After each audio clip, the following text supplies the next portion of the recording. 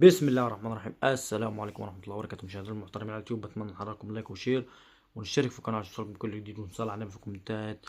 فضلا وليس امرا نشترك في القناه بعد اذن حضراتكم.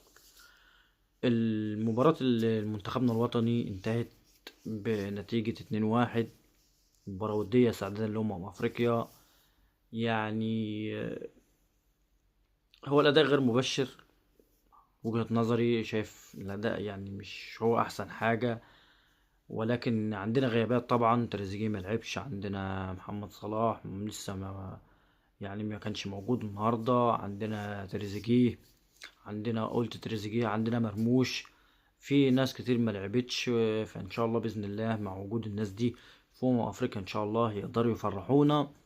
ولكن انا بشوف بقى يا جماعه كفايه كده على الشناوي، كفايه كده على الشناوي، لان الشناوي مش عارف لو انت بتعمل ايه. انت بتعمل ايه؟ هو حضرتك يعني يا كابتن شناوي انت لسه بتتعلم؟ ايه اللي بتعمله ده؟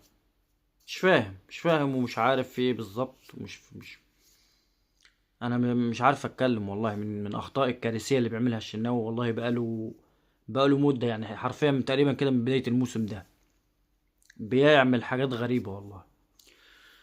الحمد لله فوزنا مباراه يعني تدينا دافع ان شاء الله في افريقيا باذن الله. يعني يقدروا يفرحونا، يفاجئونا باداء.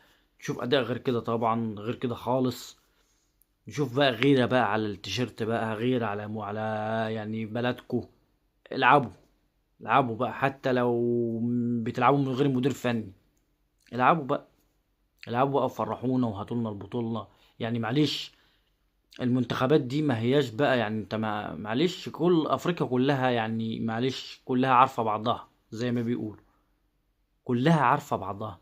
فانت بقى مش بتلعب بقى البرازيل، مش بتلعب يعني معلش المنتخبات التقيلة دي، مش بتلعب فرنسا، مش بتلعب كرواتيا. كلنا عارفين بعضنا.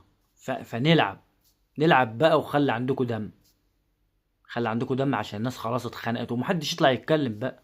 محدش يطلع يتكلم، مش تبقوا بقى يعني معلش زي المنتخب التاني بتاع الكابتن حلمي طولان.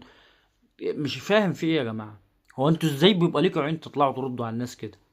اصل ده منتخب مصر، انت حضرتك مش هو منتخب مصر ده مش بتاعك.